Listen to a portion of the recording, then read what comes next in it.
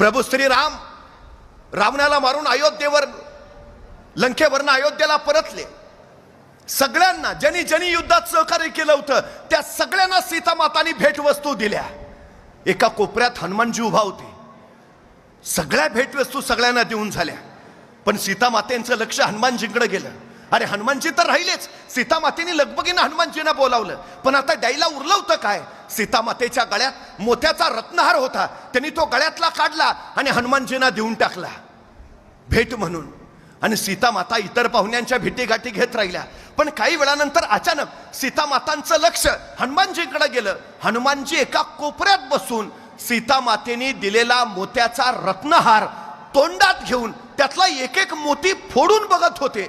सीता मातेनं काही कळे ना, एवढा मौल्यवान रत्नहार बाबा फोडतोय का? तो धावत धावतच हनुमानजीकडे गेला. हनुमानजी काय करताय? मोती का फोडताय?